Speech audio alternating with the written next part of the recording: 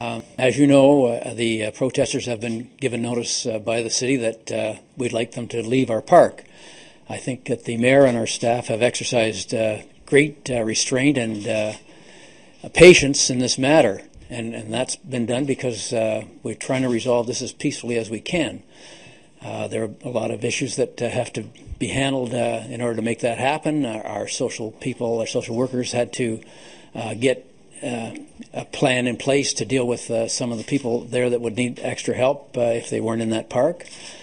And of course, the park's people themselves are concerned about some of the aspects of the health of the park.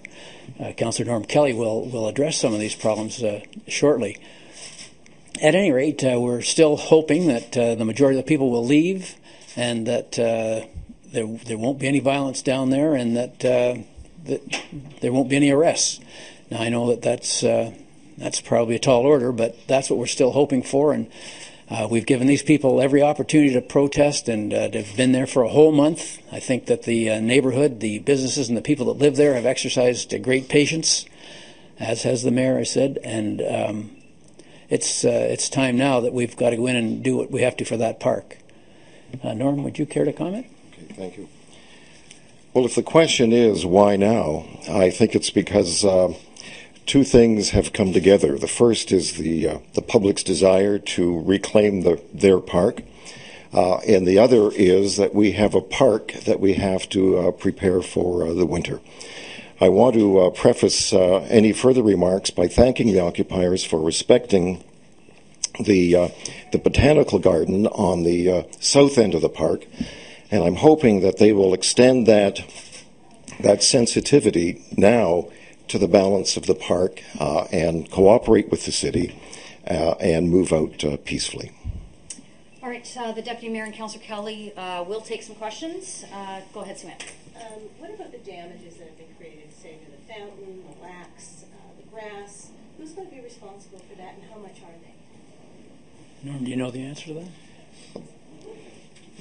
The city is well aware of the damages that have occurred as a result of the occupation. We regret them, and that's why we're prepared to act now before the winter comes, so that we can put a lid on damages so there are no further consequences to the occupation. As to the amount, I've heard all sorts of numbers expressed, and at this point I couldn't tell you how much or I couldn't give you the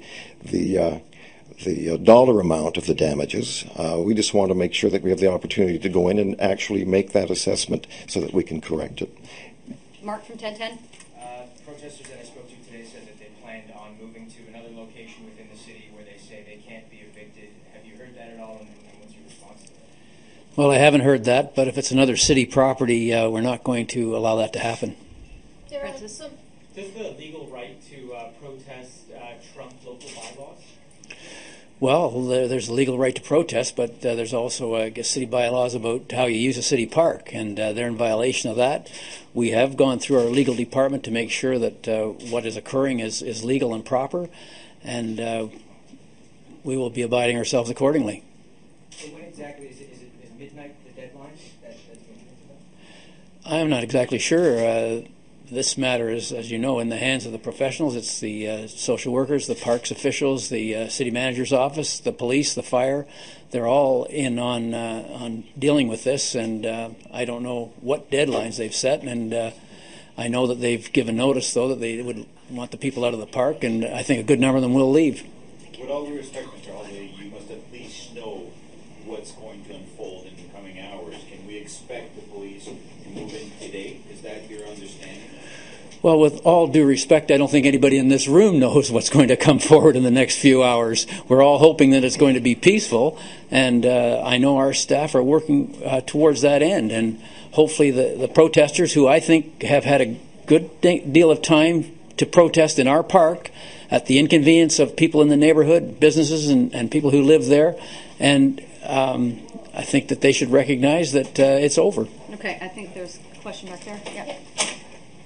Has the city had any dialogue with the occupiers, which is what they've said all along that they really want, is have a sit down and meet with someone from the city? Has that started? I believe our social workers have been in the park, and they are trying to assess what help is needed and where we can provide it.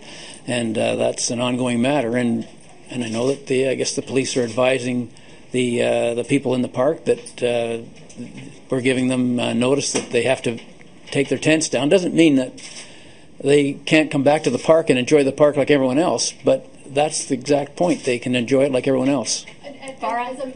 as a matter Go of... ahead. My understanding is that the bylaws between 12:01 and 5:30 a.m., but you're asking for people to leave immediately. What's the timeline here? Norm, do you want to go? We're asking them to react now to the notification. It will be, I guess, enforceable at midnight.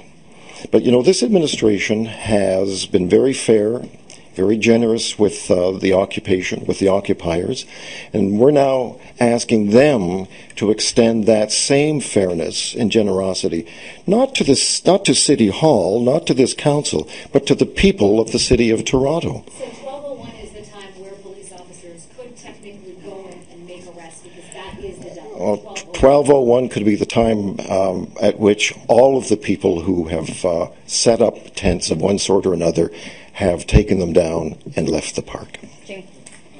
Deputy Mayor Holyday, on this important day, potentially important day in the city's history, can you give people an idea of what Mayor Ford is thinking today?